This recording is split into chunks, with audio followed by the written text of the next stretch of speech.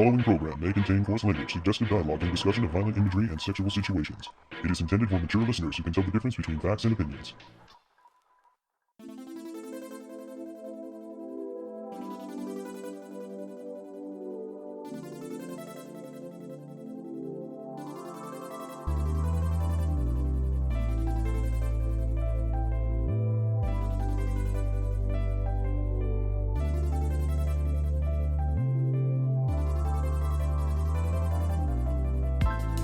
Guess who's back? Back again. Spear is back. Tell your friends. Yes, Tsunami Faithful, Spear is back from, I guess, the undead. And yeah, I know I've used that before, and no, I don't care, and I'll probably use it again, because Slim Shady's awesome. You are listening to the Tsunami Faithful podcast. I'm your host, Kuro, and with me I have... Sorry about that, I'm doing stuff. Managing the stream, doing something else, and fixing everything else in the world, or trying. Hi, I'm Steven. Yes. And also, we have a special guest today. Hey, it's Dominion First Class of the Tsunami Faithful podcast and the head samurai, Fabian Lefevre. Yeah, great to have you, Fabian. Sketch is taking a break this week, so you'll just have to bear with only me tonight. Paul will be joining us later, so if you're listening to the stream, stay tuned for that. We have a lot to talk about tonight. We're starting with Blue Exorcist, and just to let everybody know, if you didn't see last week's episode, well, you probably did. It was rather dark and serious, and not dark as in the stuff that I've made fun of Bleach for, but like real world dark. We want to be able to have a frank discussion about what we saw. So if you're uncomfortable with the discussion of suicide, I will provide a verbal warning so you can tune out for about however long it takes and then come back in at the end of that discussion. Same thing goes if you're listening on the stream. We don't want anyone to feel uncomfortable, but we do want to be able to talk about the episode. All right, so let's get into it. We'll start with episode 9. And if you recall, at the end of the previous pair that we discussed, Yukio and Rin having a brotherly moment where Yukio expresses the truth, the desire to discover the truth behind their births, and Rin feeling that there isn't any reason to know. Well, I'm moving things around a bit, but Rin ends up agitating his brother, who screams at him a bit, and suddenly he just gives up on the conversation and gives this creepy smile and kind of goes back to sleep, laughing about how they're just different and he should have known better. It's pretty disturbing. And Rin is disturbed by this. He's frozen. Only his eyes move. Yeah, because this is definitely not a side of his brother he's seen before. But in a bit of a happier moment, a week later we see we're at New Year's Eve. Everybody is going to the wedding in Kyoto. Rin and Yukio and all the ex-wires for the wedding specifically of Juzo and Mamushi. Juzo, if you recall, is Shima's older brother. As lively as they ever are, because Shima has a huge family, we get to meet additional members, and I don't even understand how this woman is standing after having, 7, 8 children? Holy cow. Shima has a huge, huge family. We meet an additional brother and 2 sisters, and they all definitely are related to each other. While Rin enjoys the very lively family atmosphere, understandably, Shima really seems to resent it and doesn't show any happiness at seeing his family again, as he seems to indicate feeling boxed in and frustration over the responsibilities he never wanted. We learn later from a sit-down between Shima and Konokomaru that he was forced to inherit the demon god Yamantaka after his older brother died, and he's having a lot of difficulty mastering Yamantaka. He seems to be making progress due to its immense power. We know this given that he passes out after every time he summons them. So he's given an interesting perspective. Shima's like a middle child, so when you mentioned it, pressure, or just being closed in on all sides, kind of like what you mentioned earlier, I feel like that really does represent what Shima has been going through.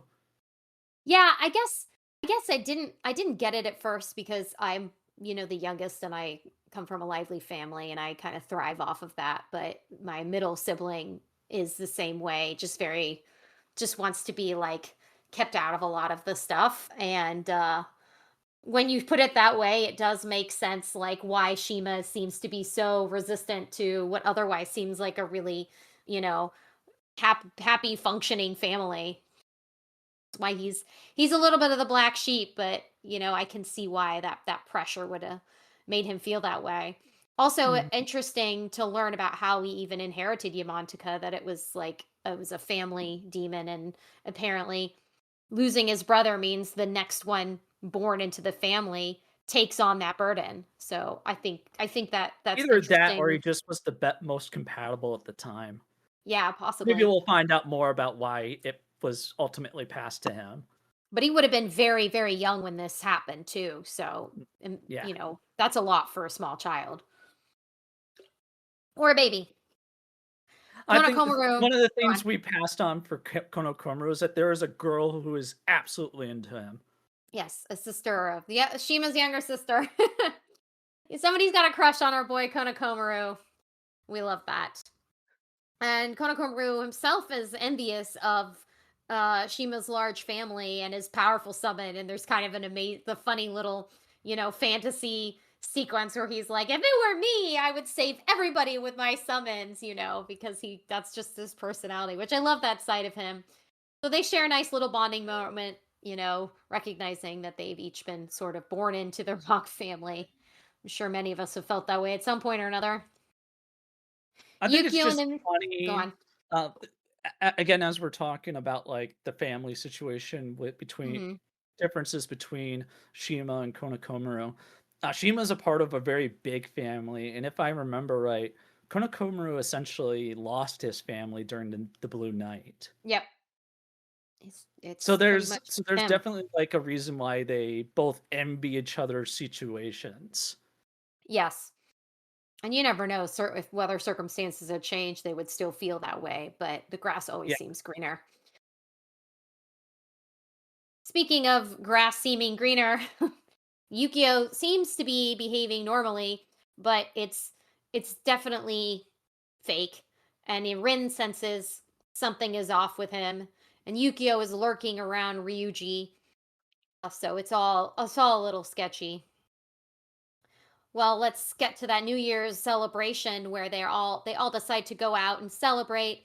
Rin and Shimi managed to get separated, and while I was hoping for a cute little moment between them, it was not to be. I'm forever going to be crushed. My dreams will be crushed. I will not get a good Shimi and Rin moment for the rest of the season, and it sucks.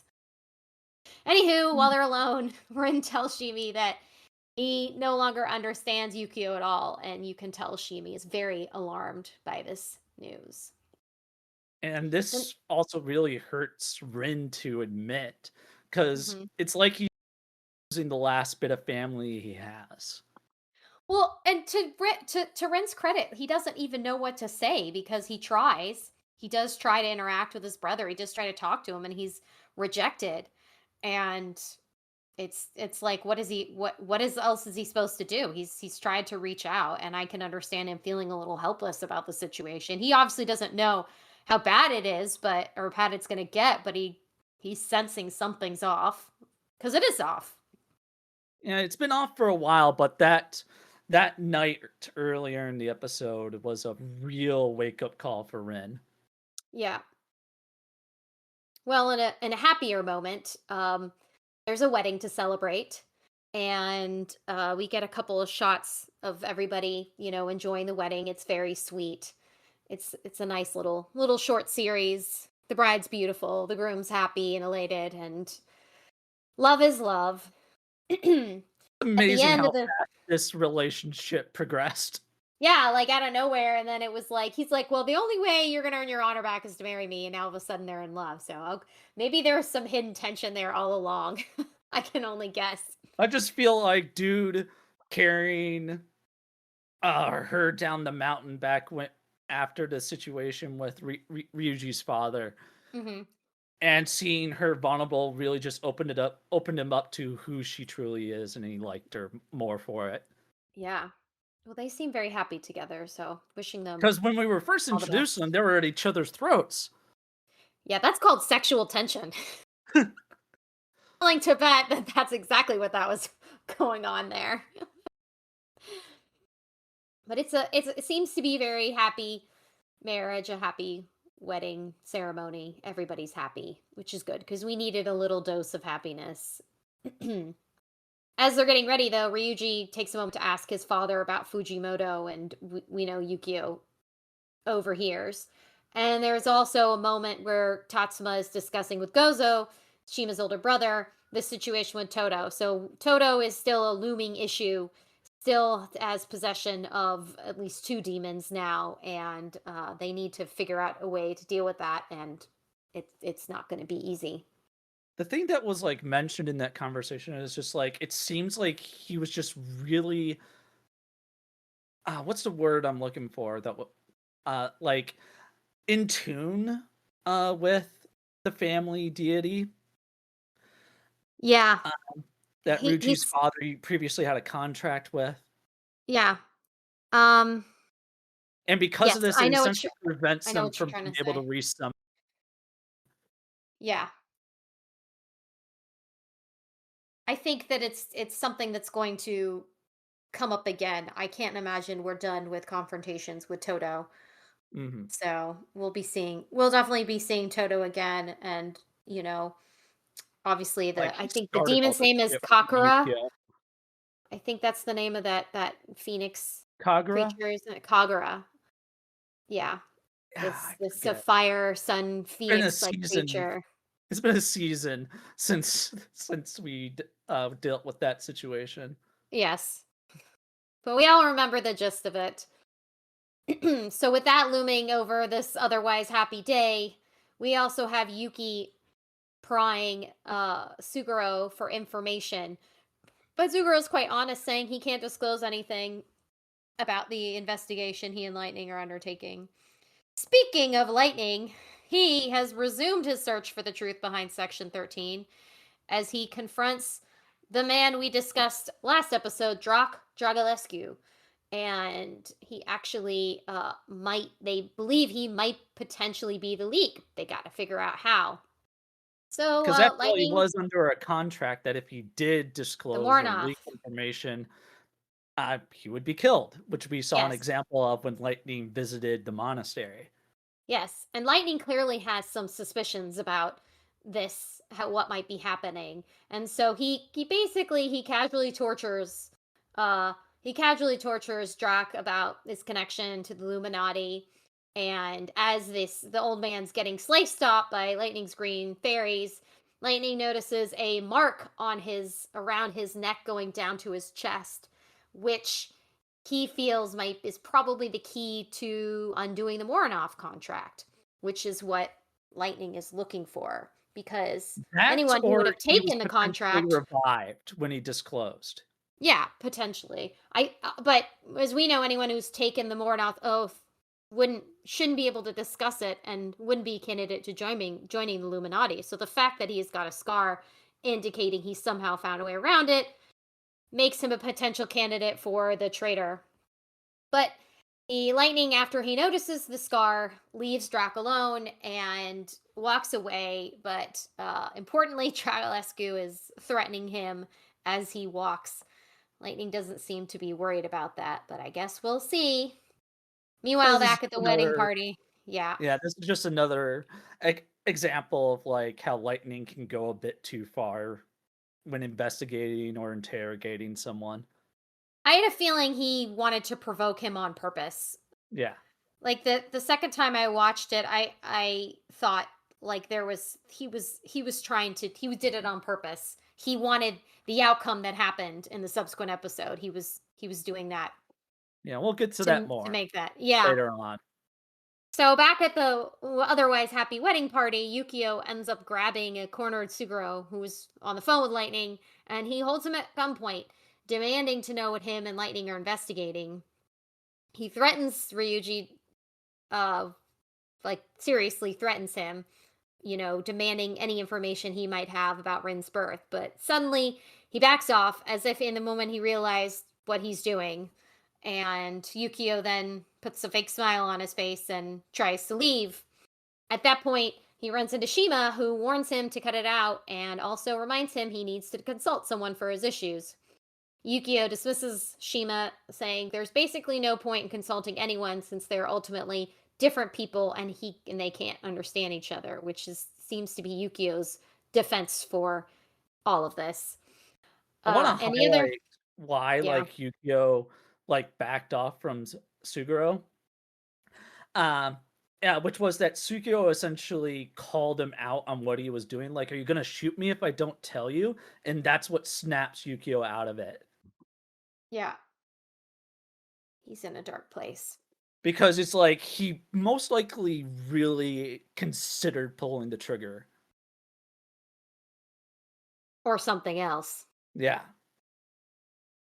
But Like, and the realization of that thought crossing his mind is probably what snapped him and made him back off.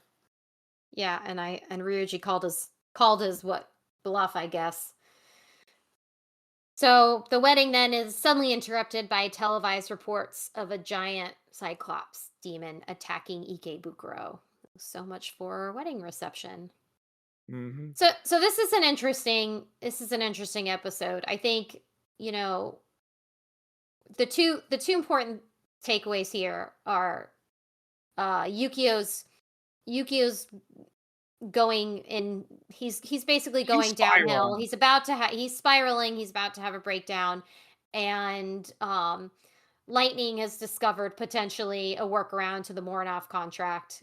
So, they both seem relevant plot wise and character Mhm. development wise, I think.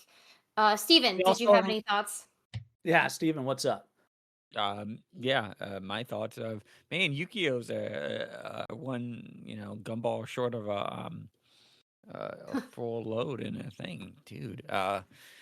Yeah, threatening your friends. I mean, that's new. Dude's in a lot of pain for something that his brother solved a long time ago, which I mean, I can imagine, but that's I think at times he's like you said, Kuro, he's spiraling out of control, but he's also in the like some his mind's kind of like what is it? Fixated. He's Yeah, obsessed right now. yeah, his mind's fixated, it's obsessed. It's like Uzumaki, his brain just became a Hmm. spiral and he just spiral thinking everything over and over and over again. And so yeah, he's a little bit, he's one quarter short of a dollar, he's all the things a little loco in the cocoa. But I mean, I'm loving all the yeah, analogies here. yeah, Similes, I should say. he our boy, he's at it, man. He needs I don't is he like even like taking care of himself at this point? Because we don't I see would that. He's say like no. He's the putting Um, dude's on a not in semblance. He's yeah. putting on whatever he needs to make he's things putting look on a normal. mask right now. He's Yeah. essentially trying to present himself like he's all together, Mm, but trying to hide the fact that he's obsessed about something. He's stressed. yeah. But A are basket case of emotions right now. Like, are he his is the friends Ron Burgundy in there, but he's not on the phone just screaming where no one can hear him. mhm. Hmm. Are his friends helping him? Because it seems like they're asking him, "Hey, dude, are you okay? Hey, there's something we see wrong." But at a certain point, it's up to you to do something, right? You have to change and physically do that. But, Yeah. That's are the they unfortunate thing actually because helping him Yukio as is well? just putting up a wall between him and everyone, especially his brother, most especially his brother, Rin, right now. Because he And can see something wrong with him. part of the reason that Yukio feels like he doesn't have anyone is if you notice, he doesn't actually have any friends in his peer group. He doesn't have anybody besides the X-Wires who are his friends. And his So students. yeah, they're his students. So there's a line there that he can't really cross. A and then and B, he doesn't seem to have made friends outside of this group on his own. So, he is in a sense isolated. Yeah. Yeah. either by circumstance or just either subconscious, conscious effort to isolate himself. Yeah. Alrighty It's then. really concerning, and is going to tie in a lot to what we discussed later, regards to the content warning Kuro warned of once we get into that episode. Yeah.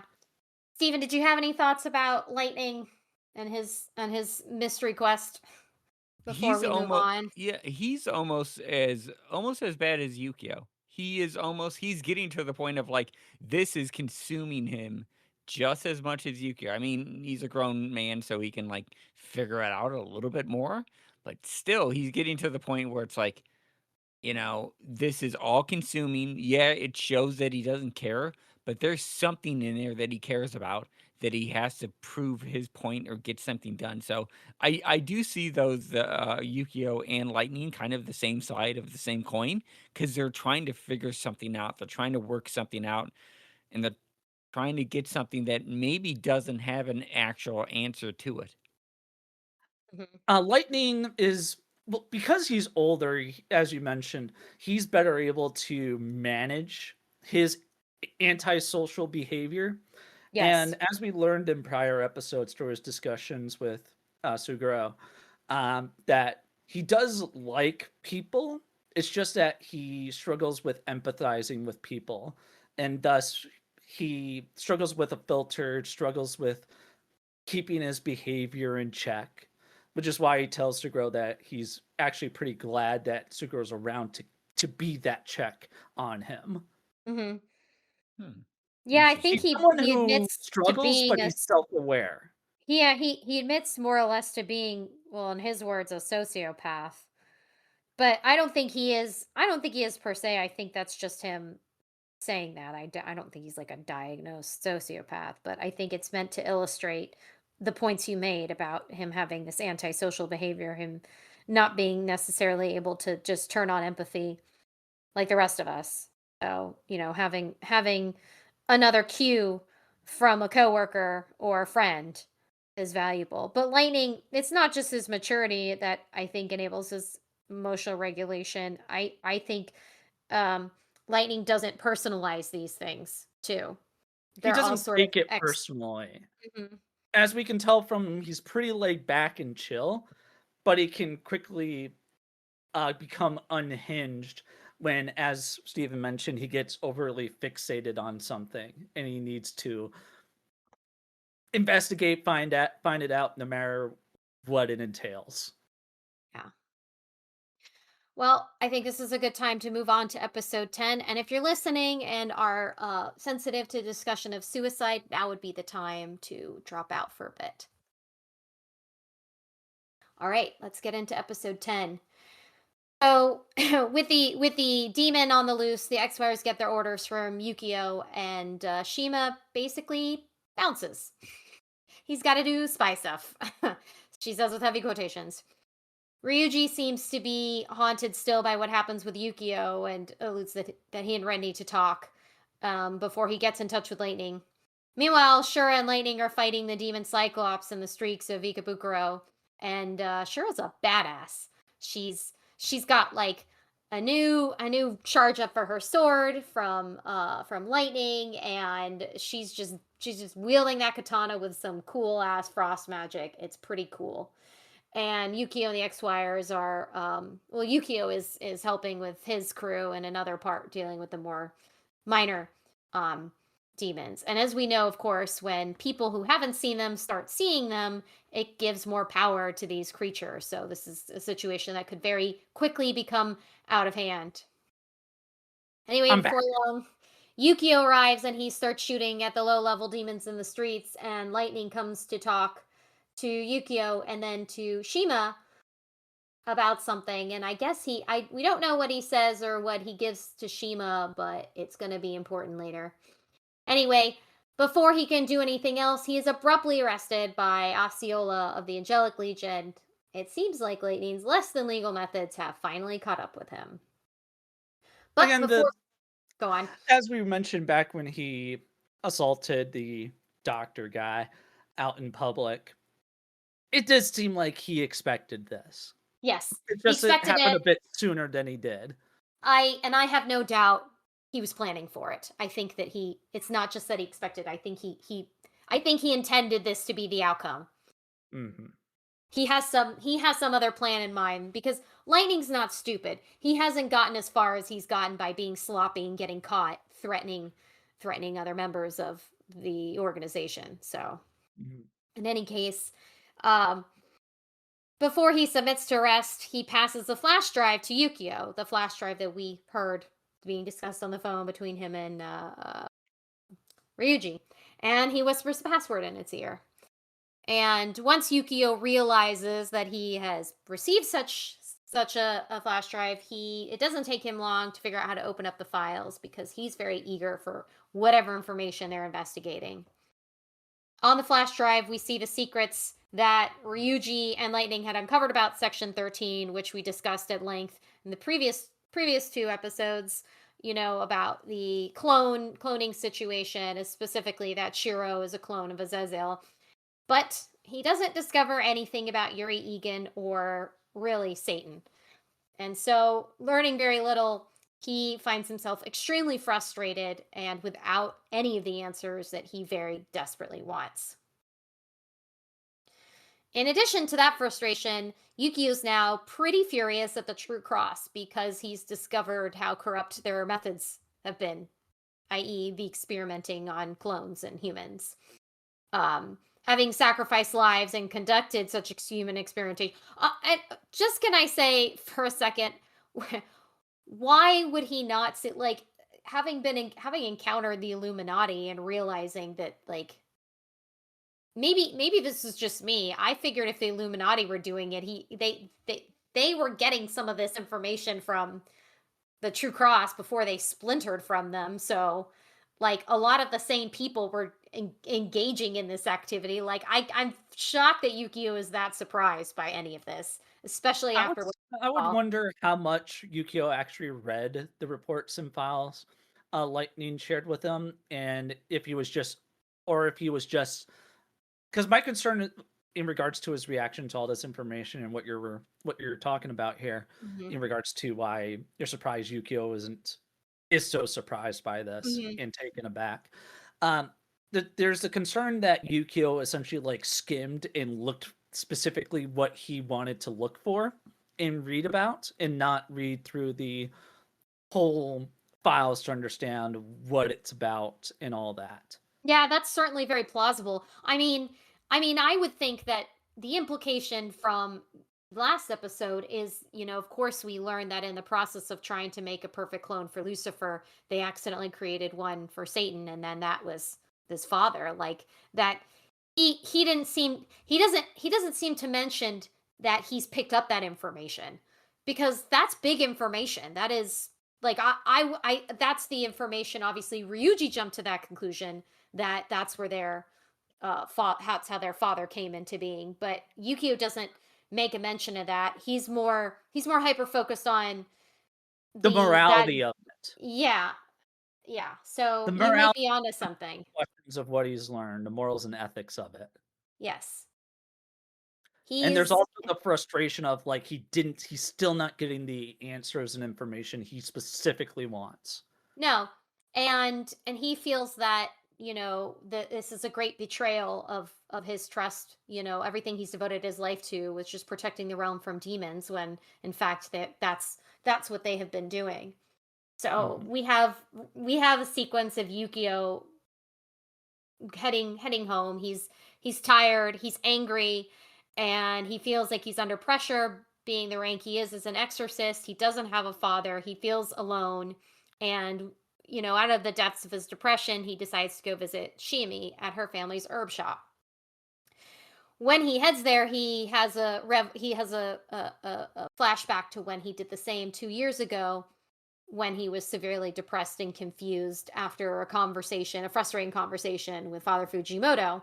And at that point, everything went well, and Yukio left feeling better, having talked with Shiemi, because she has that effect. Let's be honest, she makes me feel better, and I'm just watching her on screen. She's very kind, soft spoken, and honest, straightforward as best as she can be. Yes, she's very warm personality and has a lot of a heart in her. But Mhm. in the present, things don't seem to really go that way. Shimi tries to help Yukio by being there for him and hugging him when he embraces her. But, in the moment when he expresses his loneliness and she tells him she's there for him, she also mentions Rin, Yukio snaps and he shouts at Shimi and knocks her over. Pushing her to the And ground, it's like, man, it's a he's hurting. it's a violent outburst. It's a Yeah. really violent outburst, and Shimi's really shocked, and before she can react, he realizes what has happened and he leaves. And Shimi, while she's physically fine, she's just in shambles and very, very worried about Yukio because he's behaving so erratic. And she has a very good reason to worry. We see Yukio wandering around in the Snow City, and he trips and falls in the snow, and the gun falls out of his holster. He stares at the weapon, but for a few seconds, and he picks it up. And then, presumably, after the last 2 years of danger and pressure and loneliness and everything, and not to mention compounded by him losing his faith in the organization he's been fighting for, Yukio puts the gun to his head and tries to kill himself. Unfortunately, when he shoots himself in the head, there's a Unfortunately, it's like, explosion. luckily that this did happen. Yeah, well, luckily, you're right. Not unfortunately. Luckily, well, unfortunately, in his mind, I suppose, his Mhm. inherited power of Satan's blue flame kicks in and protects him, annihilating the bullet, and his eye bursts into blue flame. But this time, Yukio actually hears Satan's insane laughing voice in his head because it isn't bad enough already. Let's just make this so much worse. It's Um, like we just didn't just stab and reopen the wound. We're not just putting salt. We're letting it fester now. It's just not a good situation. yeah. Satan then tells Yuko he's not allowed to die yet. Thanks, Mhm. guy. Thanks, my guy. As Yukio is attempting to compose himself from the horror of this terrible situation, Shima suddenly appears. Um, and obviously he says, he indicates like she tried to warn him. It's like he did a like I told you so. Yeah, it's pretty bad. So we get to move to Suguro and Shiami and Rin's now, where Suguro is approaching Rin to tell him his concerns before Shiami bursts in and expresses that something's really wrong with him. She's in tears. She's a BBC. mess at this point. She Yeah. ran. And that's where we leave off. Right. So I don't I feel like, we give Yuki a hard time for not liking him for all the resentment and the jealousy and stuff, but like I think this might be the realest and may possibly the most relatable we're seeing Yukio in this moment. He's overwhelmed. Um, he's suffering from severe depression and stress. He's feeling isolated. I think, putting aside his Yukio-ness, we can see a very sympathetic and relatable character here, in his struggles, at least for viewers who maybe have suffered similar depressive episodes. And I feel like this was such a raw representation. I found that, and I've seen this episode before, but watching it this time, I had a lot stronger reaction to it than I did the first time. The first time I was, like, what are you doing? But this time I felt a lot more empathy for the character and a lot more sadness in watching all of this go down. When it comes to this, I do want to bring up like my own like personal investigation to like depression, Mhm. especially when it comes to a similar situation with the character Ruby Rose from Ruby Volume 9, in which she also has like what can be interpreted as a suicide attempt. Yeah. Yeah. I And remember. part of that research was also like looking into the DSM 5 in regards to uh, what criteria there needs to be met for a diagnosis of either clinical depression or major depressive disorder. One of the things that was like important for that diagnosis is if depressive symptoms lasted for a long while, like more than like a month or so. There's a couple of different criteria that is followed for this. Usually it's like a month or so, maybe 3 or 5 months or more. And this goes into like what I mentioned with like I mentioned in passing about like how Toto like really started this off for Yukio and set him on this path when he started comparing Yukio to himself in regards to their feelings of just like stress, pressure, having to compromise themselves in order to fit in, and just feeling like they can't let loose as they should.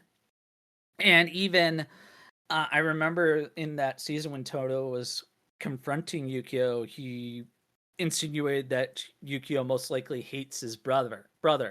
Yukio back then uh, said no, he finds him annoying, but he doesn't hate him. He cares about him. But the struggle of his fight against him and his interactions with Toto, I feel, really started this whole situation for Yukio, especially with the original appearance of the blue frames in his eye, also sending him over. So it's been a few months since then in universe for the show, so it's highly likely with that Yukio has been suffering some form of clinical or major depressive disorder. We see Absolutely. that in symptoms of isolation. He's isolating himself way more. He's got spiraling thoughts, major thoughts of self-hatred. Hmm. There was the first attempt of self-harm that he committed when trying to test test the blue flames that appeared. He's confused. He's feeling pressured. He's becoming more antisocial, especially when he threatened Suguro. He's got the hallmarks of depression right now, and it Absolutely. culminated in that attempt he made with the gun. I think the tough part too is usually in these cases, a loved one will observe this behavior and attempt to reach out. And, you see in the case of both his brother and Shiami, when they do, he rejects them very harshly. And I can see how it's hard for if you love someone and you want to help them, what are you supposed to do in that situation? You feel like, well, I tried. How do I help someone who doesn't want me to help them? What do I do? What do I do in this And case? that's like And another major problem in regards to his self-hatred and self-worth. mhm.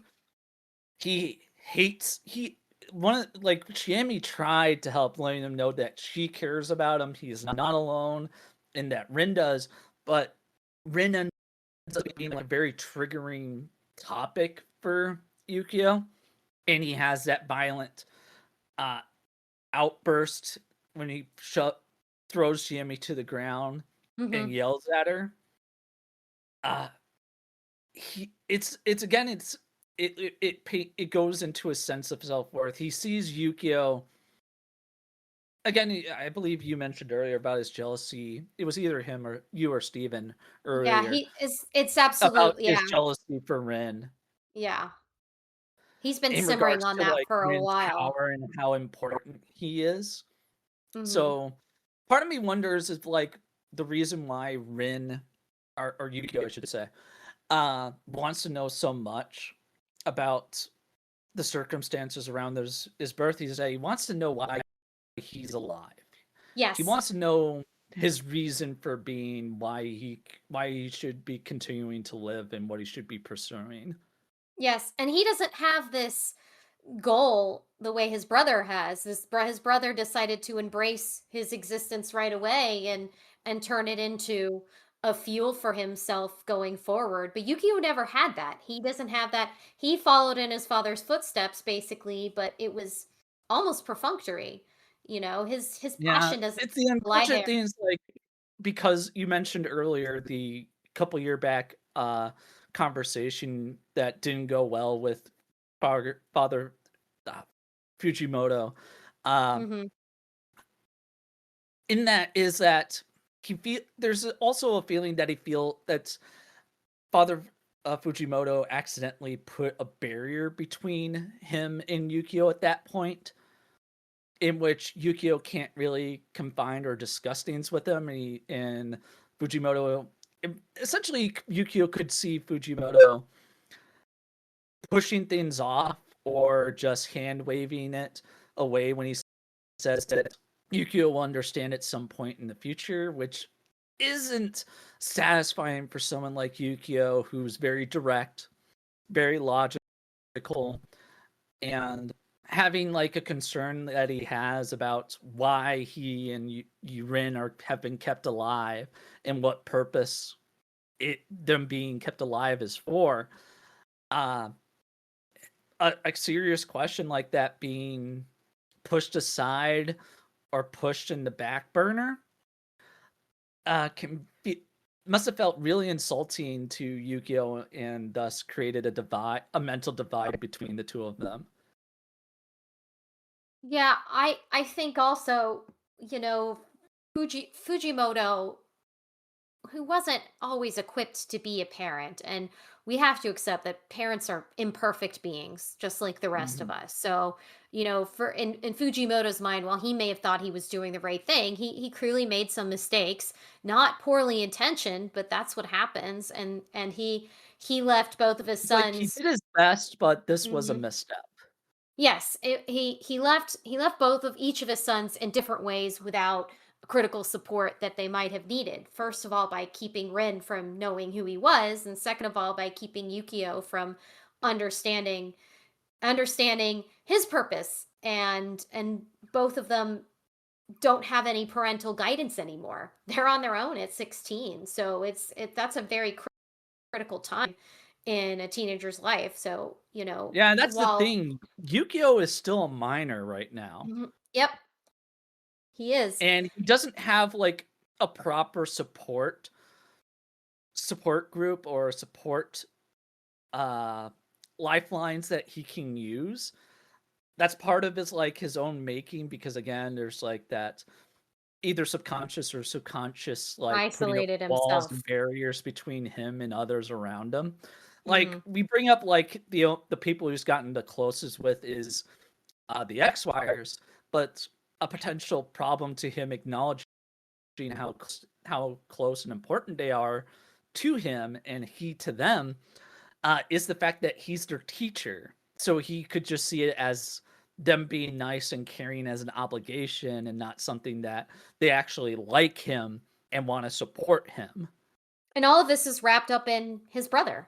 Every this entire group of friends, all of these incidences are wrapped up in his brother. So he's probably struggling with like what he thought made him unique, and now he has this issue, and he sees his brother embracing and thriving in this, and even in spite of in the face of potential extermination. Ren's just like, no, I'm not gonna die. I'm gonna be the The weapon we need paladin. to defeat Satan. Yeah, I'm gonna he's be the paladin. I'm inspired. gonna defeat Satan's. I'm gonna kick Satan's ass. It's like this. It does tie into how Yukio first called out Rin for how passive and wishy-washy it was in regards to how they The came to mother. be, how they were born, Hmm.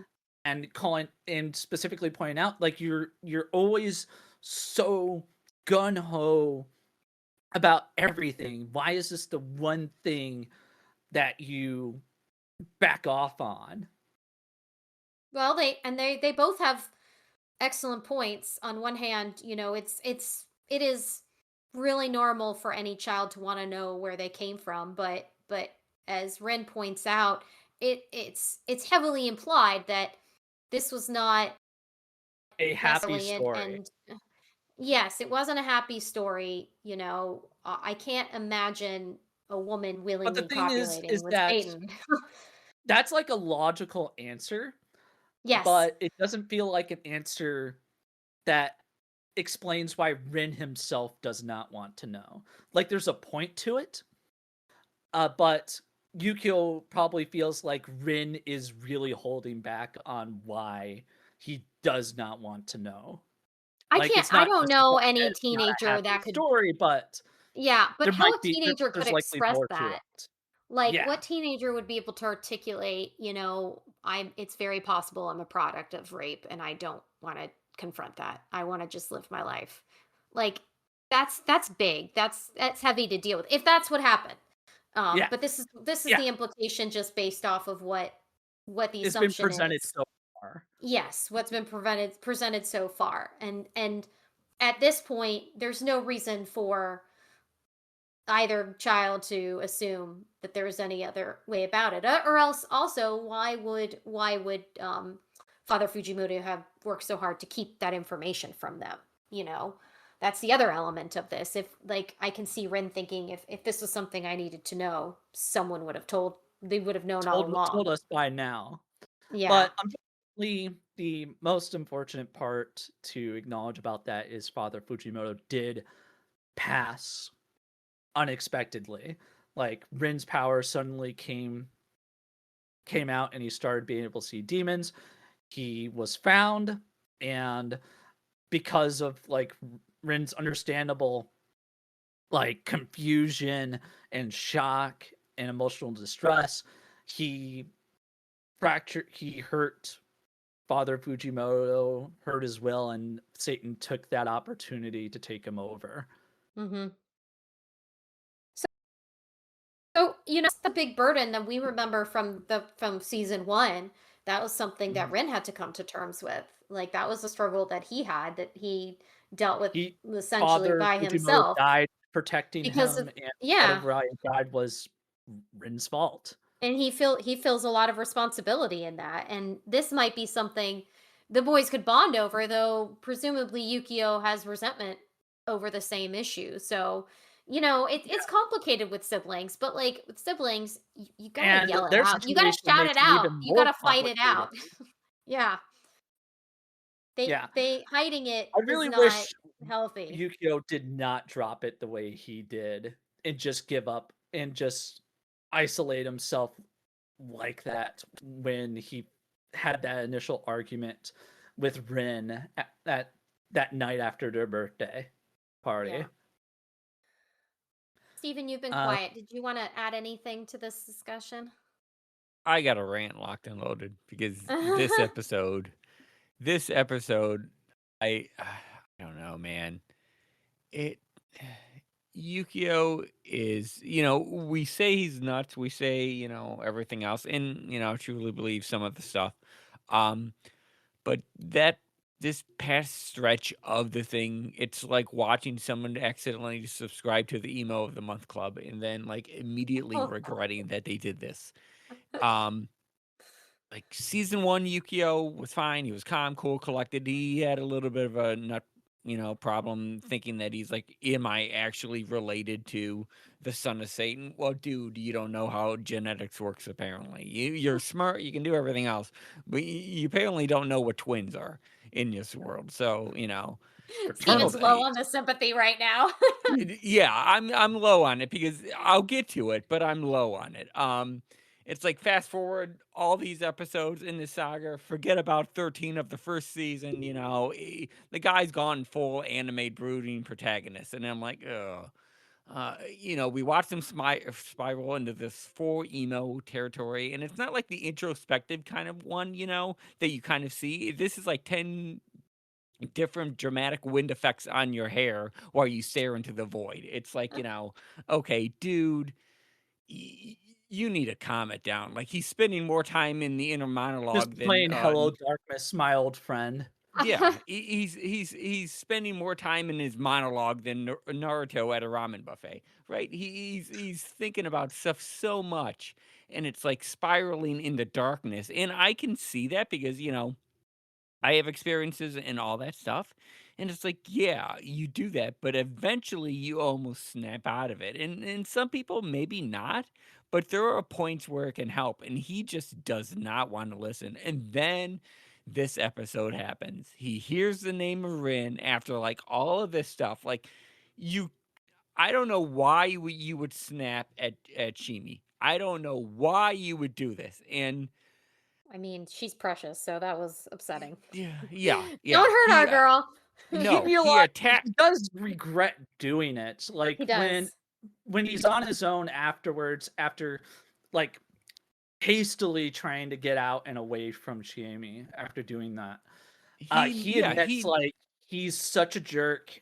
He's hurting people who are just trying to help him. Like he Yeah. acknowledges this, but it's not in the acceptance type of way. It's again following that Blame.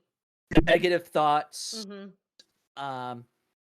negative self-worth, hatred towards himself. Like it's not acknowledging and accepting what he did and wanting to do better. It's acknowledging what he did was bad and he's massively beating himself up over it.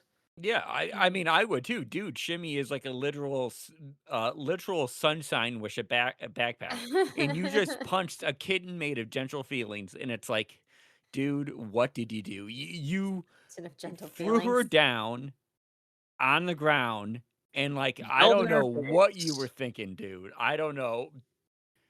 Just That's hearing the word it Rin, was I'm like, an oh, emotional reaction outburst. yeah, He's and not in it's like, control of his emotions. He tries to present himself as though he is in control, and that bring like how Rin earlier in the episode during the time after their argument, he recognizes that that Yukio is putting on the smile as he normally, but there's something wrong and twisted with it. It reminds me of what was discussed in Gaming University's videos on the psychology of psychonauts, talking about smiling depression, where they put on a smile, act cheery, and it's still just a mask to hide how they're hurting. yeah, yeah, it's like those pharmaceutical commercials. I think Zoloft was one of them, where they always had the lady or the guy put the mask in front of their face, or the little My God, cardboard I hate thing. those commercials.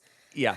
It's kind of like that, and I see where you're getting at, and you know, he made the wrong decisions at that point, and so that's why it got to that point, and then that's we kind of need to be careful and human about what's going on, because this isn't about like brooding.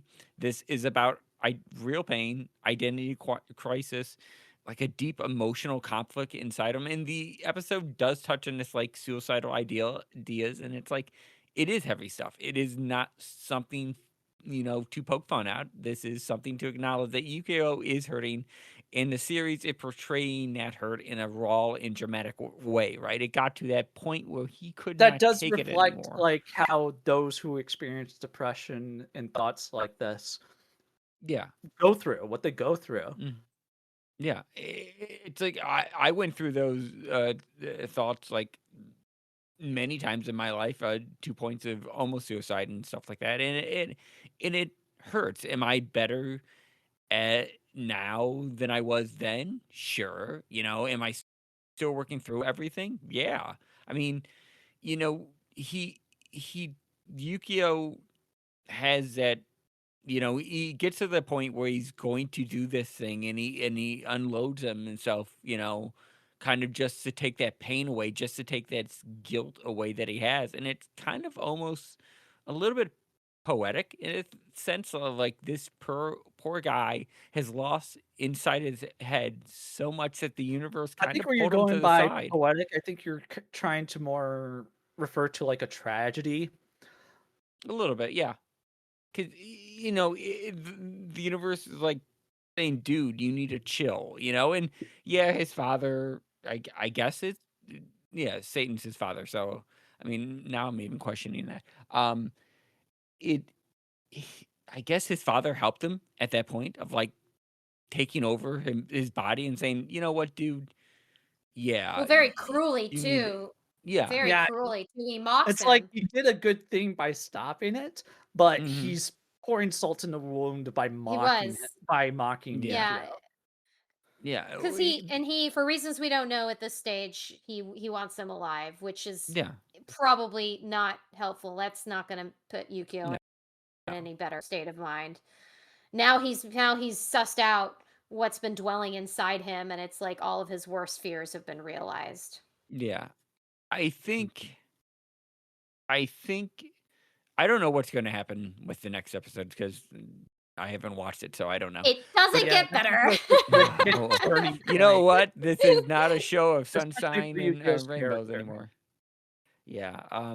I, I hope he gets better, but I hope that he understands where he's going because having an identity crisis of who you are, because it's not just, hey, my father is Satan's, and it's not just, I want to know who my mother is, because he heard some things about his mother, so he can piece together some things about that. But I think it's also who he is in life, right? He's a twin to the son of Satan that everyone claims, right? He's a twin to him. So he has like two things to live up to Yeah, and being imagine living another with such son. a Yeah. fundamental level of denial in your Yeah. life that this is Not coming originally out. told he was growing up when he finally started becoming an exorcist and dedicating himself to that. He was finally informed and he's shocked and surprised. And when he finally gets around to like confronting Father Fujimoto about this, he gets brushed off. And yeah, that's frustrating. It's a Yeah, lot for someone Yukio's age to take in, especially when he tries to act so much more mature than his age. sure. Yeah. And then, Rationally, you can look at this like the way you are, Stephen, and the way I am, and say, okay, you had a lot of chances to manage this problem all along the way. But yeah. the empathetic side of me, and maybe this is something I've learned as I've gotten older, because I said my reaction this time around watching this episode is very different from the first time. I feel a lot more compassion and empathy for this character this time. Mhm. Yeah, and he's just basically he's a teenager. He's trying to find who he is in the world, and he doesn't want to be Mhm. based off of his brother, of this guy that always like, yeah, I'm going to defeat Satan, and he yells it all the time, and he goes and does it. Well, he's trying to figure out his own existence and not be compared to his brother the whole time. And so the final thing, is Yukio off his rocker? Yeah. Is he dramatic to, level to a level that you can meme about? But yeah. But there is also that deeply human story of loss, identity, and trying to cope with the truths that hurt. And it's like, and that's why the episode lands as hard as it does, because you can empathize with Yukio up to this point and saying, yeah, with all of this stuff that happened, you know, I what we believe is right and wrong that he got there to that point and how he understood that, he he he did not try to solve it, but he is trying to figure out who he is, and that's the main important that's the thing that everyone is trying to find out in their life. He is just trying to do it a different and unconventional way, as one might have. Yeah, it's why I brought up like the DSM-5 in regards to major depressive disorder, clinical depression, and some of the criteria for diagnosis. And that this has been like a long time coming. Like I refer back to like when the multiple confrontations Yukio had with Toto back in the previous season for the Kyoto saga. Mhm. But there's a chance that he's been struggling with these types of symptoms well before that. It just wasn't as apparent until he was confronted by Toto. Mhm. Well, I think that that's a great place to end the discussion. We've had a good exploration of the themes here. And of course, there is if any of these topics have been triggering for you, please take note of we put the suicide hotline on our page, and we'll put it in the post, so know that you have access to resources to get help if you are experiencing any of these things. Mhm. Alrighty, let's move on. Paul, are you here? Paul? Barely. Yes, Paul. Let's talk about Primal. Ready to talk Primal? Yes? Primal season I mean, 3. I'm here for it. Awesome. That's what we're here for. Okay. So the episode opens to an apparent attack on a village. It's all aflame, and an old man awakens wounded with arrows, which he dislodges and uses to kill a skulled creature appropriately brutally, because we missed that. God, the This unique scream from this guy with like a skull for a head. I was not expecting it to be that high pitched. It was great. I was like, okay, so I guess I needed a little bit of gore today. The surviving old man, it appears, as a shaman because he uses the invader's corpse to perform a ritual and takes the heart in a magic spell, and he journeys into nearby catacombs where he uses the magic in his staff and the heart to reanimate a bundled up corpse, which is apparently Spear. And he's going to use him to enact his vengeance. So Spear is a zombie, and he attacks the invaders, which is Spear does what Spear does, which is the skull-headed ape men. And he's very successful at overwhelming them, which is pretty funny because he gets like stabbed multiple times, but he's completely unfazed by any damage because he's the undead. Or he's just Um, a boss because he's Spear. Yeah, that's true. The sole survivor ends up killing the shaman, which severs the magical control he had over Spear's mind. And Spear, of course, experiences a heavy moment of shell shock because he's now becoming aware, and he wakes up to all of this after having been dead. So, in spite of him having part of his scalp sliced off, which gave me heavy ick, they gave me the ick. He is completely unfazed by that attack, and so the last ape man flees in quite understandable fear. So still very shell shocked, Spear wanders aimlessly until he arrives at a watering hole, and he scares away all of the animals drinking there.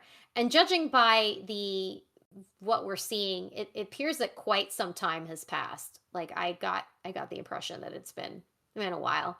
But I Yeah, guess if it not too wasn't long. clear from the last season of the village and the clothing that they were wearing, it's very clear in this kind of scene that Spear is in a representation of the continent of Africa.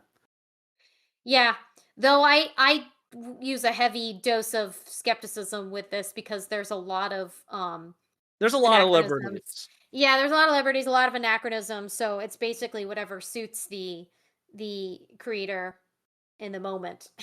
Yeah. And it appears African-esque. So we'll go with adjacent. We'll go with African adjacent. So he actually frightens away the animals drinking there, and as he's just standing there staring, a crocodile attempts to eat him. But his survival instincts kick in, and he tears its tongue out. Hey, that's the Spear we love. Oh, by the way, he's naked, and he's just wandering around naked. I mean, he doesn't know any better. He's Like, man, zombie. you think the shaman would have been like, get some clothes before you kill these guys. You need to be in class when you do this. Yeah, please. So he just continues wandering around as the storm picks up, and he has sort of a flash of his own children, like a foggy flash when he comes upon a stream. He sees a leper drowning, and he saves the leper.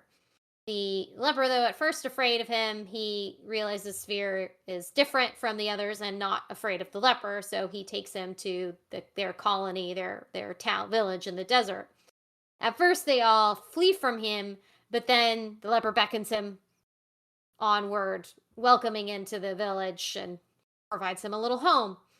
I like that And the villagers like even expect Spear's exposed brain.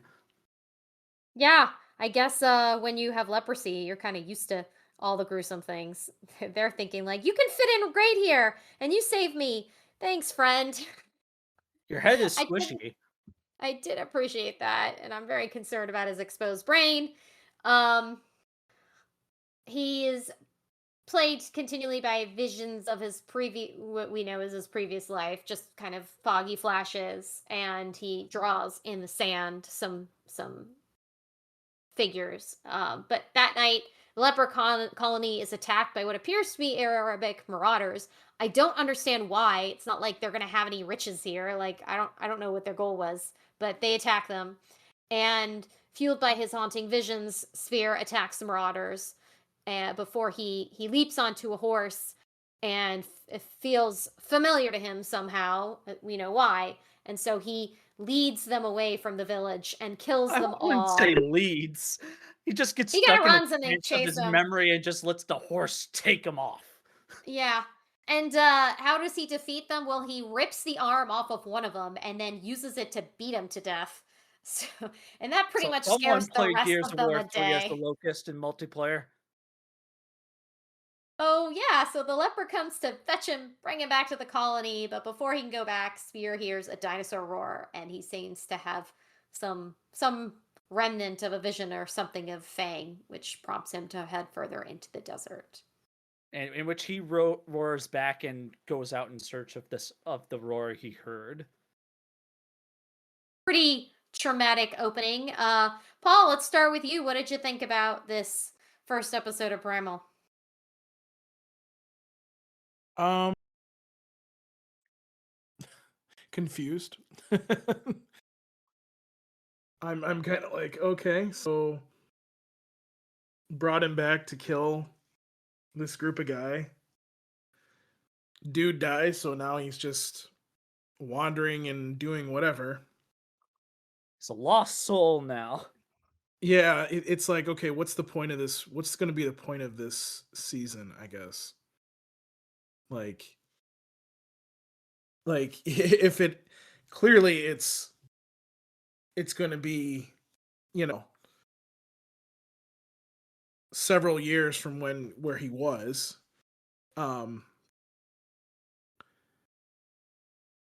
So I don't know.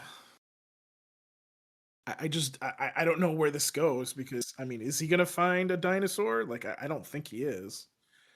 So it's like, I think okay, season 3 here, at least for the initial stretch, I see it doing things similar to the first season, where we get started with a premise, and then we just do episodic content from then on. I'm like you. I'm really not sure where this is gonna go, especially since the second season was a bit more story driven. Interesting choice bringing Spear back, even though we were introduced to his daughter, uh, riding her own little dinosaur. Like I know we expected this from the commercials, but like watching it, I was like, all right, what now? What are you gonna do? This poor undead Neanderthal. Like, let him rest for fuck's sake. He's like traumatized. He's wandering around, his brain sticking out, and he doesn't know who he is or what he is. He doesn't know anything. He just basically is haunted by, the wisps of memories. I feel really bad for him. Like this shaman, yeah, he did not do him any favors, I suppose. Kind of by the way, makes you wonder. his his brain is in very good condition for somebody that's dead, by the way. Just gonna throw that out there. A little weird, but okay. At least he's not eating thing, like the zombie that Not he's not one of those doing brain zombies. dead. We Not don't know yet. if he's infectious yet. Not yet. Yeah. It's like, damn, Fabian, the any brain thoughts being about exposed. Yeah, Yeah. I'm just really taken aback by the brain. It's When bothering me that too, happened, I man. was like squirming a bit from that. Thank you. It's driving me crazy. Like, put something on there. Put like a Someone give him a helmet or hat. some. He needs a Yeah, hat. that can't be helpful at all to the situation. Man, that being exposed to the elements. He's undead, but man, I do not want to see a rotting brain. I gotta appreciate the creativity and that involved and like they finding a new gruesome thing to add to this show. Like just when you think that they can't get any weirder with Primal, like this is how we start. I'm like, okay, so that's how it's going to be this season.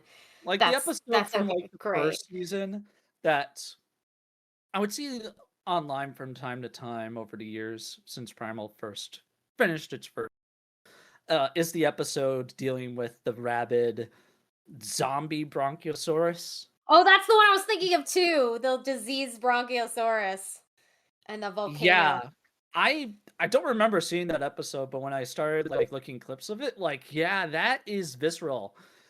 Especially like the things this sickened creature goes through. Like it legitimately does so much harm to itself when chasing Spear and Fane. And like one of the worst bits is that it was trapped in like between like a crevice, and when it finally pulled itself out, it like ripped the side of its skin, exposing the ribs. I'm like, oh, really Yeah. gruesome. And this is like this season with like Spear being a zombie, and then again the exposed brain is like bringing that kind of like squirmy feeling back that I had when seeing that episode. Steven, any thoughts about the first episode of Primal? Yeah. Want to say that great animation. Like all the other episodes. Interesting enough for what you guys brought up with. Sorry, so dropping things in my side. With what? Sorry. With what? Spear is. It's interesting to look at that. So zombie is notoriously a kind of being that was raised up by the dead. So technically, what the Bronchiosaurus was not a zombie. That was a thing, spore, whatever, something taking over his body, doing something like that, and just It's essentially really, like primal rabies is the yeah, vibe. kind of like, He was infected by a bite by something that was already infected with it. yeah. So kind of I like think the the Last of primal Us type rabies thing. Yeah, is a good way to term it. That seems yeah. right. What? Because when it tried to drink water, it would just start vomiting blood profusely. Again, disgusting. I really Yeah. appreciate you reminding me of this because I had forgotten that. So thank you. Thanks, Fabian. Thank That's- you. Remember this in your dreams. Yeah. And then we had then Spear.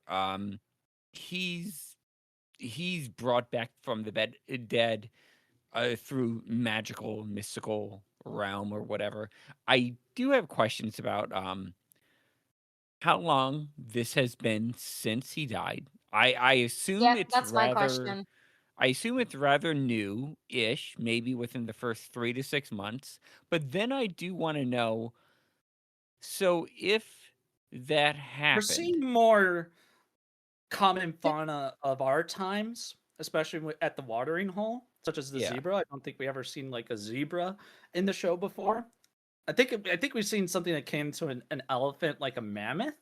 Well, But you have humans with leprosy. That it strikes me as a little bit more early medieval than anything yeah, else. especially when you look at the bandits that invaded the camp.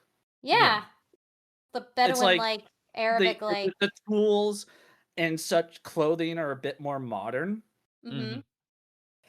But Their So it's weapons. like I feel like it's been a couple hundred years, but it's hard to tell because I don't know like the mummification process all that much, so I don't know how long the body would be able to be preserved for.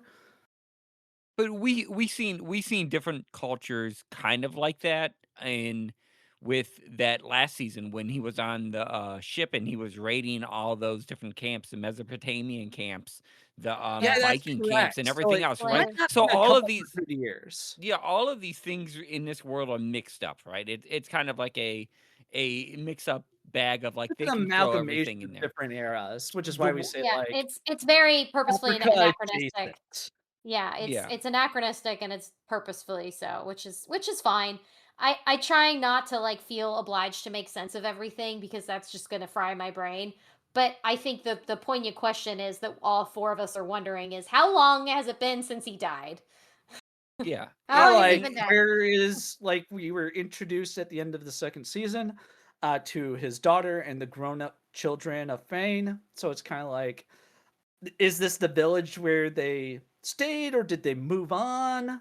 Yeah, It's really that's exactly it, Fabian. Is this tribe that he was in, that his wife was in, and his family was in, is this his tribe that they buried him at, or did they bury him at a different area? This was taken over by a different place. They searched these caves and they know there was a warrior there because this guy kind of knew of, like, yeah, this guy, there was a warrior here. And he knew to call I him. can do this. He knew about to call him forth and everything else. So this also begs the question: is did they do this before for Spear? Did they do this multiple times Well, I don't like to think with about him? that. That sounds Because awful. that meant that they raised them up multiple times throughout generations to fight some type of evil, some battle, something like that. Because I and mean, He's the protect the village. security plan. He's the village's yeah, security plan. yeah, He's an yeah, avenger. yeah.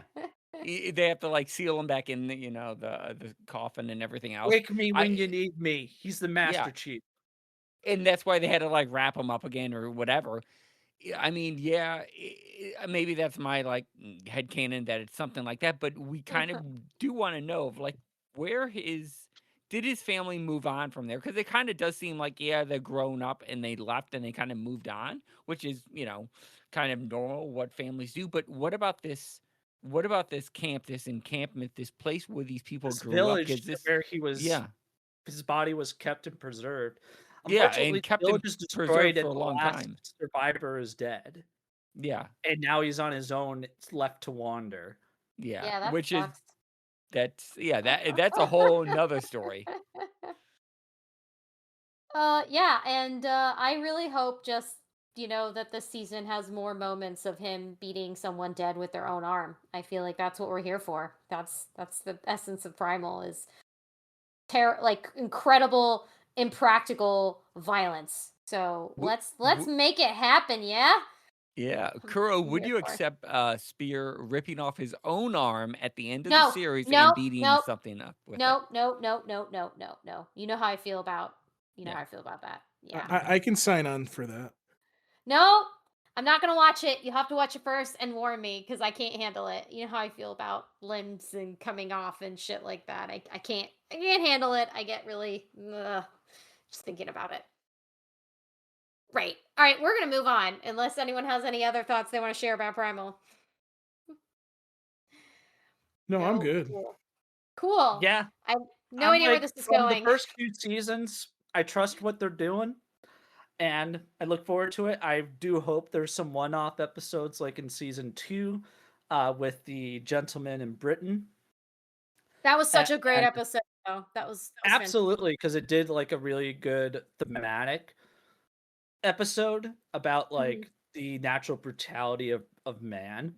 I mean, that's all the early Darwinist theory. It's nonsense, but it's just fun. It's fun that the episode was like fun little exercise in critical thinking and how it reflects back on the world that Spear lives in. You know. But in any case, let's end on a high note, shall we? I mean, sort of, but yeah. As high note as this episode of Mashal was. Do you have a cream puff for the class? Yeah, I wish I had brought one for myself, man. I'm in desperate need of sugar right now. Then how much of So, a high note is this? yeah, I guess I failed. Fired from hosting the Tonight Faithful podcast. No cream puffs for the group, everybody. I'm signing off now. Goodbye. Just kidding. Just kidding. Alrighty then.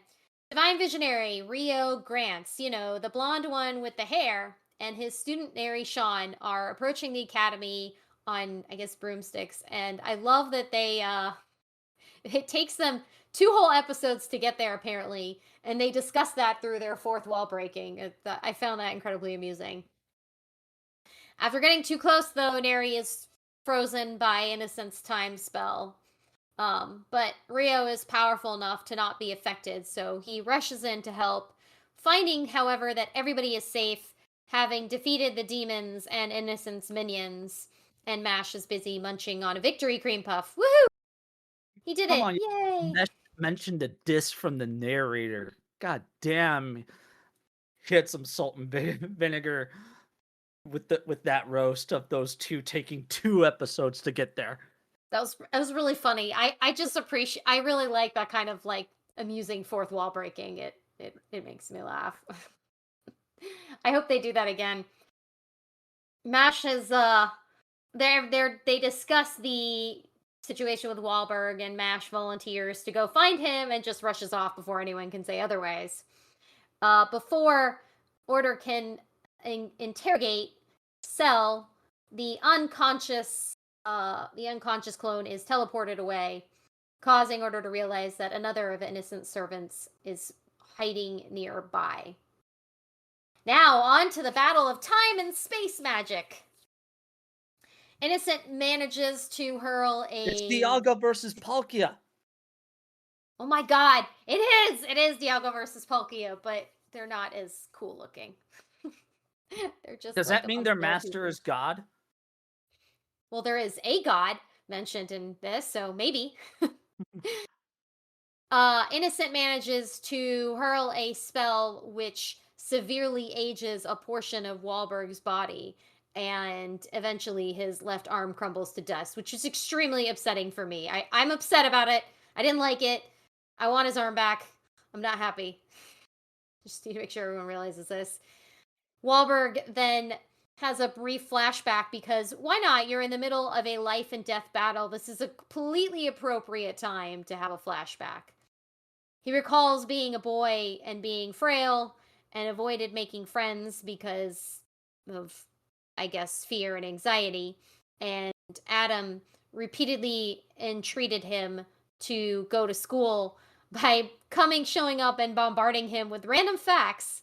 I love that, actually. This guy Adam seems like a fun dude. I feel like he would have been a great addition. I hope we see more of him in flashbacks. So in the present day, Wahlberg feels that he needs to punish Innocent for betraying Adam's teachings, who he has extreme loyalty to, and so he prepares his most powerful spell called Uranus Inclination, which unlocks the god magic and Wahlberg's wand of Uranus, god of the skies. As the god Uranus prepares to delete Innocent from existence, Innocent freezes time and is able to injure Wahlberg in an attempt to stop the magic. But he learns that the magic will unleash regardless of the caster's condition. Once it has been started, it can't be stopped. And so Uranus delivers a blast of spatial magic, which briefly illuminates the entire country. Wahlberg gives a heartfelt speech about the people he's trying to save, with, some flashbacks to all the young students that he likes. Notably, none of the psychopaths that he has attending his school that he has not been regulating at all. Anyway, barely alive, Wahlberg is astounded to discover that Innocent simply reversed time on the Uranus spell, so the blast never occurred. They get back to fighting, but it doesn't look good for Wahlberg.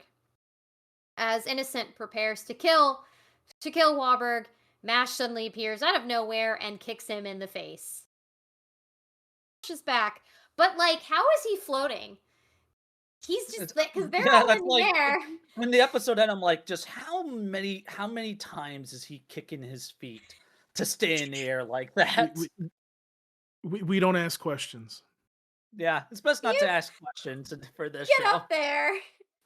How did he get up there? Oh boy, yeah. Well, we know he can jump good. I know, but okay, you just made me think of that episode of Samurai Jack. Jack jumped good.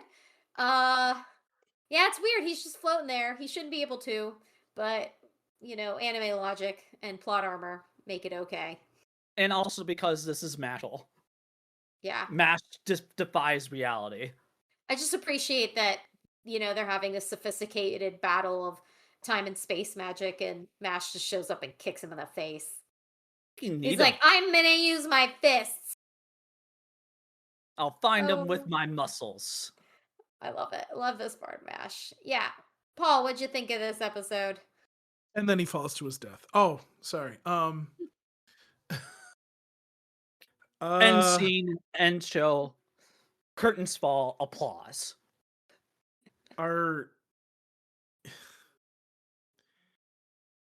So I guess I don't understand. So I guess Innocent Zero can't be defeated, but Mashel can kick him in the face. Like Well, he wasn't expecting it. Like they're up high in the True. sky, and his minions were supposed to be keeping them busy. well, one of his minions got taken to the Shadow Realm. I mean, Light World, or whatever the hell you want to call it. Yeah, they're I did a hiding out. Yu-Gi-Oh reference. Yeah. Or they were sent to the Negaverse. It blew my mind that he brought out his ultimate weapon that basically takes his life and kills him, and the dude somehow reverses it and is able not to die. I'm like, okay, so you can't be killed? Like I'm just like I don't understand. Like this hurts my brain. Well, not by space magic, maybe. Maybe that's the problem. He needs something a little less sophisticated to get him. Yeah, a kick to the face. Yeah, exactly. I mean, name me one person who can take a kick to the face like a champ. It's not like it's an easy thing to do. Well, the thing that see, I'm a little confused at what Mashel's supposed to be to Innocent Zero. I mean, is he like?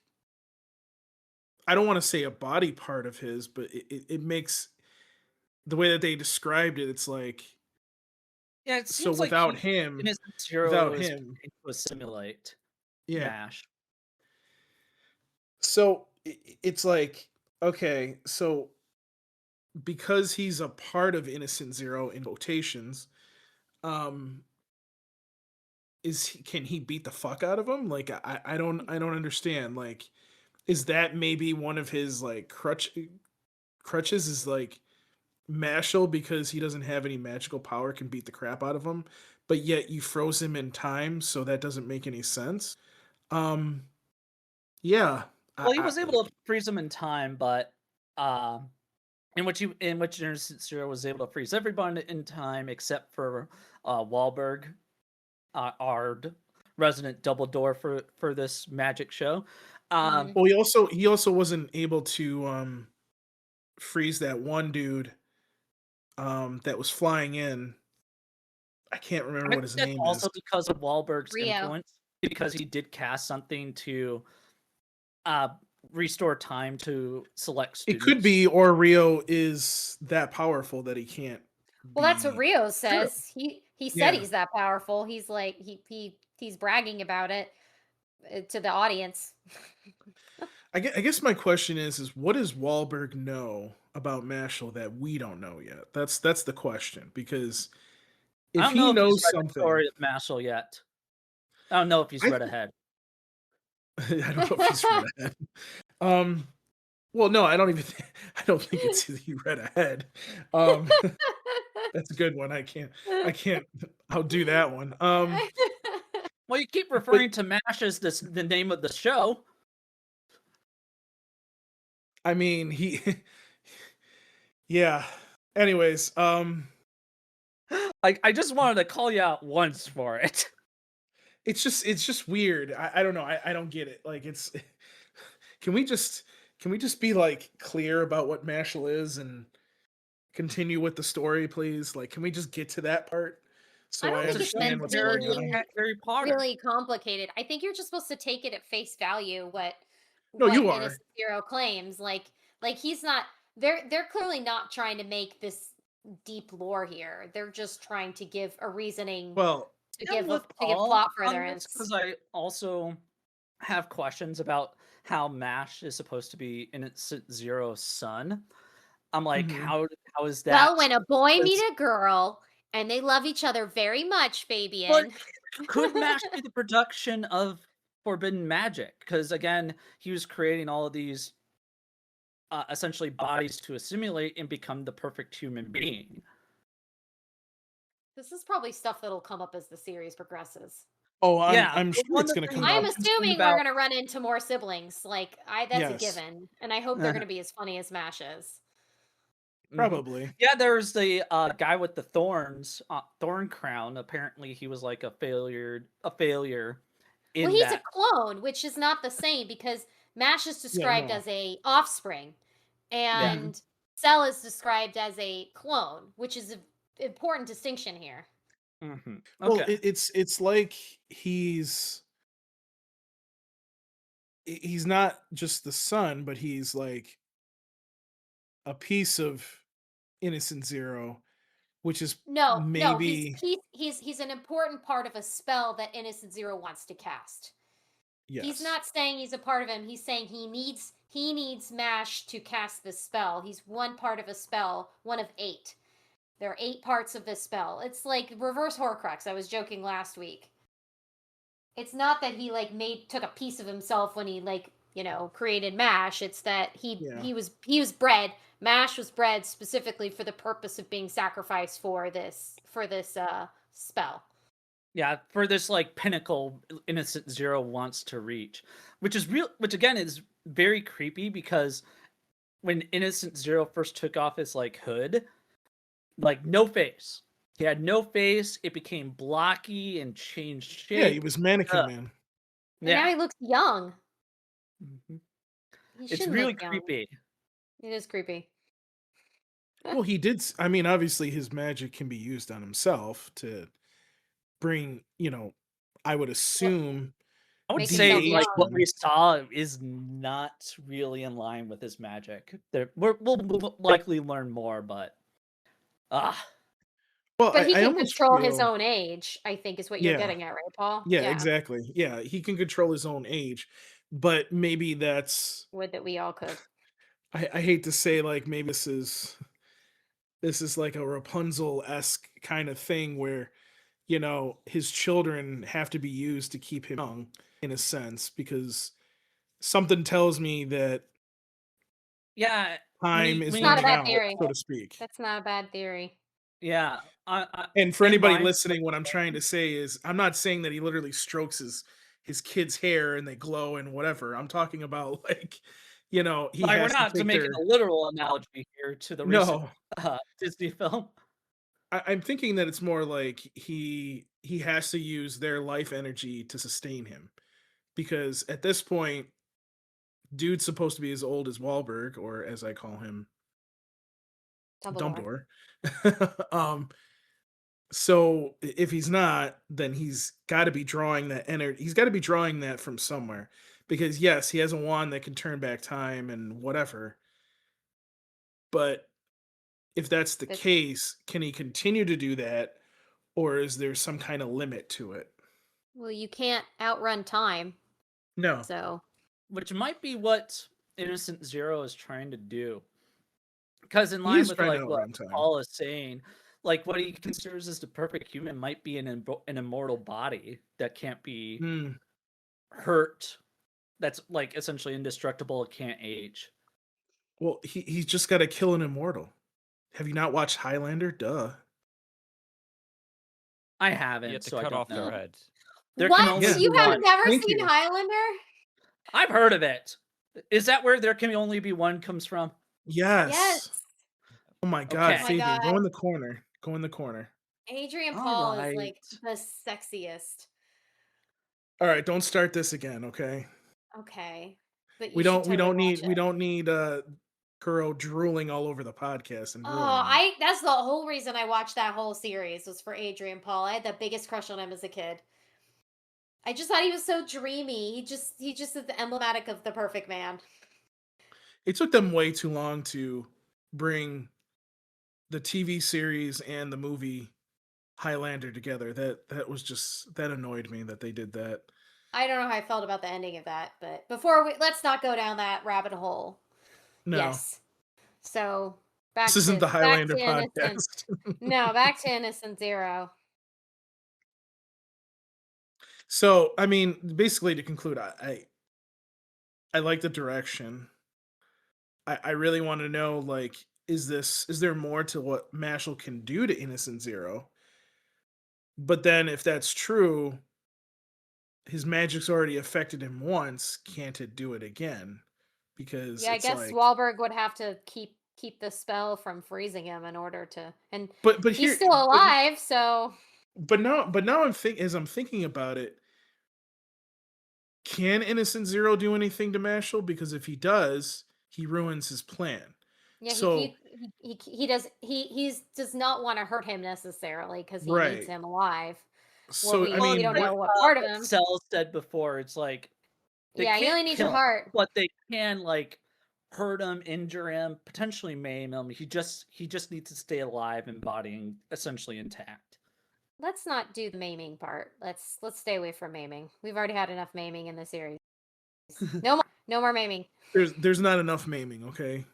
What, you're I not just okay I with can't. like old man's arm being turned into a brittle skeleton? No, I was really not okay with that, Fabian. Thank you. By the way, I just want Mashal's to got make to bring sure out that his wand imagery again. is just burned into your head. Feel like you guys don't listen to me. I keep telling you this is like serious phobia for me, and you keep fucking with me I'm about it. sorry. I You know. want us to talk about Brecky or that or Whoa! I thought we were friends. We're not going down the Brecky hole, okay? Listen, By the there's way, teasing Let's and keep then it there's clean, going too guys. far, even. by the way, speaking of maiming somebody, where the hell is Mashal's wand? Why can't he pull that out and beat somebody the fuck out over Yeah, there? we need more scenes with his weird ass wand. Like he needs to be Yes. doing more with that thing. That was Like the like tennis racket really. was funny, but it was a I don't know one-off if that was thing. like on the episode when we talked about him turning it into a tennis racket, but that was just Yeah. really creative, and I'm really interested to see what Smash does with it. I was I'm like ready the to see writer more trying to come up of with him the using most. that. He tried to come up with the most absurd thing he could do with this metal wand, and he's like, "Let's make it a tennis racket, and he'll play racquetball with it." Like, yeah, that's a great Like, idea. dude can Let's mold do that. metal with his bare hands. I feel super insecure about my workouts watching him sometimes. I'm like, all right, I need to step it up. I'm not doing any of this shit. It's So like whenever someone does, do you even lift? It's like, I'm sorry, but MASH exists. You don't. I You feel like don't even lift. He does. him and Saitama would just get along really well. Muscles. With the muscle mice from Demon Slayer. Yeah, exactly. Steven, did you have anything to contribute to this episode of Mashal? I mean, same thing, echoing everything you guys said. It's fun, fantastic. They summon Pokemon. I mean, I don't know, what more you can have in a MASH episode. MASH just eating like, a cream puff because, he has to take his break and everything else. They're all watching like what's going on in the sky. MASH just jumps up there and knees the guy in the face, and it's like, it's like that Skyrim meme. I got an I arrow took to an the arrow knee. to the knee. I used to be Yeah, an adventurer like you, but then I took an arrow in the knee. yeah, Innocent Zero used to be innocent until he took a knee to the face. It's cool when see, that's the thing, right? I think I think the show subverts like your idea of like magic and everything. Like magic can be anything, right? With this, and so this is Exactly. trying to say like this So is can trying to muscles. say, yeah, muscles is your magic, right? This is your thing, and he just goes and does it, right? Because he can do it, but he just goes and does it and knees a guy in the face. Well, you don't expect him to knee a guy in the face.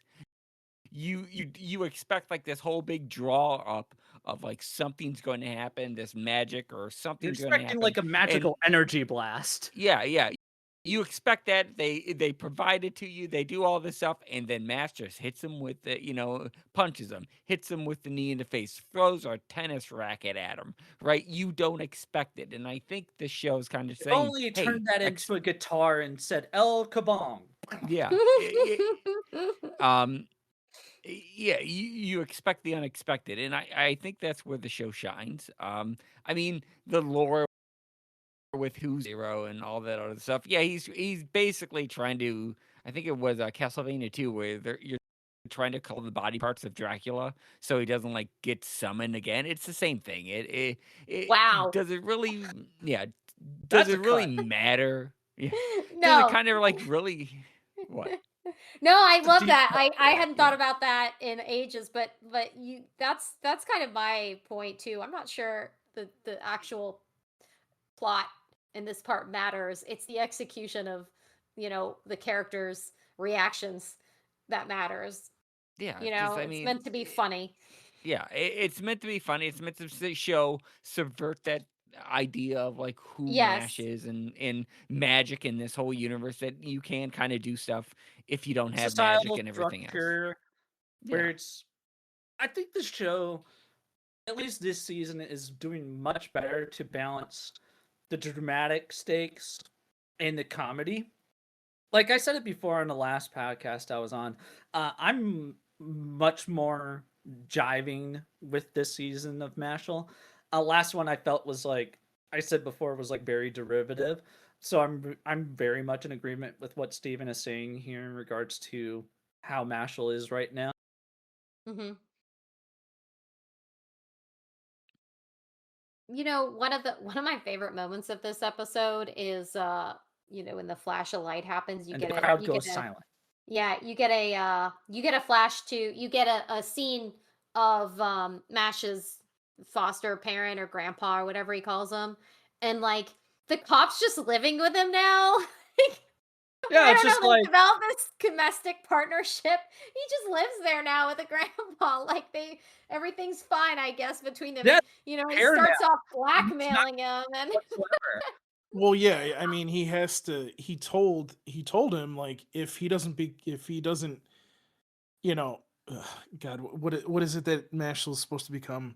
It's divine getting late. visionary. There we Divine go. vision. I had Does it part of really it and I didn't want to screw it up. Anyways, like is he's there because he wants return on his investment. And if he doesn't get return on his investment, he's gonna fuck up the old dude. Okay, but Though, like, does he need to live there? It's yes, just he does. I really feel like he's settled in there. Like I Listen, feel like like I listen, you said, can't just they've put developed a domestic listen, you partnership. can't I just don't put know if your that foot relationship. you can't just put your foot on his neck. You gotta be there to make sure it's done correctly. I have a much more wholesome view of this, and that Oh they've no, just there's no wholesome. they've There's no just wholesome. gotten along, and maybe they found a cozy relationship there where they just make their household work and wait for their kid to come home and visit. And I personally am very amused by the fact that he's just living there. It's just like I a mean, fan fiction is did he happening not in the have background between these it two. really is. It really is. Like, did he not have a family before this? Did he not have like his own household? It just amuses me to no end every time he shows up and he's just living there. Like, okay, so this is a If permanent I'm feature remembering now. right, they both like tried to stake out Mash at first coming to the school.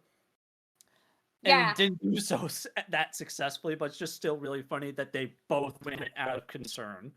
Yeah, exactly. There's like a little they're both parenting, and it's like I said, it's a little cozy domestic partnership, and I'm just amused the hell out of by this. Oh my god, Kuro.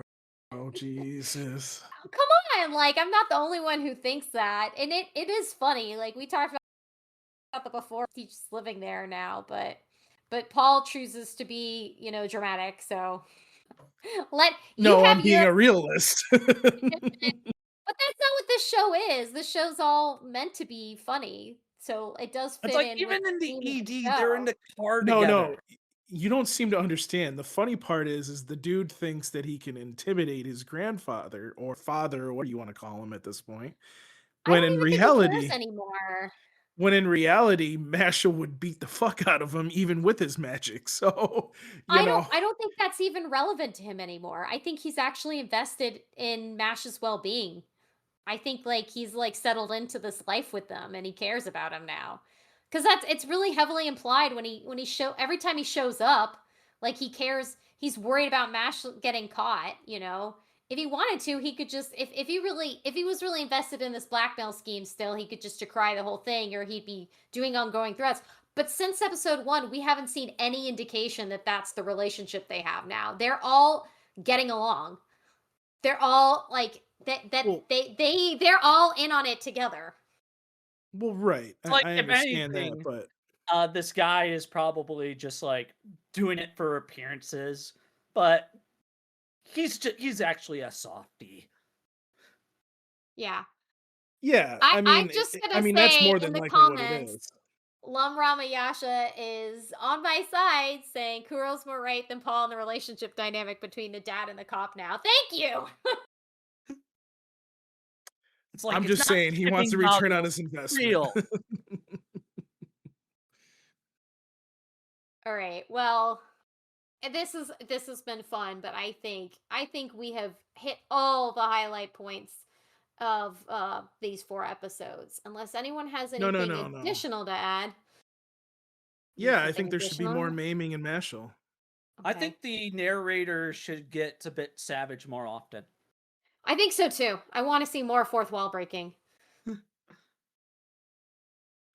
think I'm Mashel okay with needs to that. start wearing a We cape need situations like Space Dandy. and you know a yellow and yellow and red suit. And then he needs to shave his head. Wait, who? Never mind. I think Sorry, I he's talking spaced for about a the guy second. who took 2 episodes to get there. No, I There's was a talking lovely about him luscious just being One locks. Punch Man. Oh, Jesus I Christ. get it. You're trying to make it into Saitama. Yeah. Oh my god, yeah. The world can only handle one It's Saitama like when you said at a time. suit, I was like thinking like a dress suit, and the only guy who I felt matched that is the guy with like the most style of the current divine visionaries who flew in on his broom. As much as I would love That's that mashup, I think the universe would implode if they met. Well, the I think universe it's cannot time. handle this raw amount of muscle power. It can't, clearly. I think it's a good time then for some house cleaning. So, if you have any comments about this episode, any of the things we discussed, or anything you'd like us to discuss, you can email us at podcast@toonamifaithful.com. Please, if you don't already, follow us on Facebook at facebook.com/toonamifaithfulpodcast. And if you don't follow us for the podcast to get this episode, you can do so on Twitter, where we also post when we're about to hit live streaming. You can listen to this podcast on just about everything, including Apple, Castbox, Deezer, Google, iHeartRadio, Overcast, Podbay, Podbean, Podcast Addict, Radio.com, Spotify, TuneIn, and holy crap, Paul, you're working overtime to get that visibility. You can find this I try. episode and every episode of the podcast to stream online at soundcloud.com/ToonamiFaithfulPodcasts. Just like the hidden meaning in Lazarus, that joke will never get old. And if you don't already, please follow us on Twitter at Toonami News, where you can get the latest news, views, and reviews from ToonamiFaithful.com. You can also follow us on Blue Sky if you search for @Toonami News. And please, if you don't already, and you want to help support running of the website, subscribe to Toonami Faithful Pass at patreon.com. Thank you so much for listening. And Paul, let's start with you. Where can they find you? In my bed shortly because I'm tired. It's that And time. I'm old. And also preparing for whatever kind of snowstorm they keep saying is going to be really bad, but then they don't know where it's going to actually hit. I'm confused, know. but whatever. I'm a little confused. Aside from the weather. That's more for our live listeners. Anyways, you can find me on Twitter X, whatever the fuck you want to call it, at Paul Pascrillo. And you can find me also on Blue Sky whenever I decide to use it. And you can also email me, papascrillo at toonamifaithful.com. Fabian, where can they find you? You can find me on Twitter and Blue Sky under the username Faboover, and also on YouTube under the same username Faboover. That's FOBOOVER.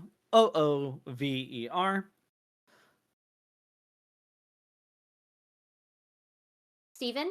Streamin' Steven, where can they find you? You can find me surfing the internet because I'm perpetually on it.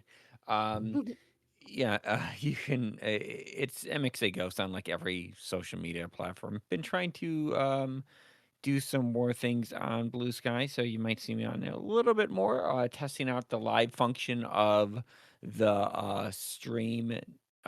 This stream and technically my own Twitch stream. So there's now a live function whenever you go live on Twitch or YouTube or something like that. You can put that in your um, eh, put that in your profile, and so it'll have like a little ring around your name saying, "Hey, you're live right now," which I'm currently doing right now for the Toonami Faithful podcast for Toonami News. But yeah, currently doing that, but I'm on social media platforms if you want to follow me. If you don't want to follow me, you know what? Have a good day. And you can follow me on Blue Sky and on Twitter at Happy Kuro Kitty. Thank you so much for listening. Thank you to our live viewers who listened in. We greatly appreciate your listenership, and we wouldn't be here without all of you. So you're much appreciated. With that, signing off. Good night, peace, and we're out.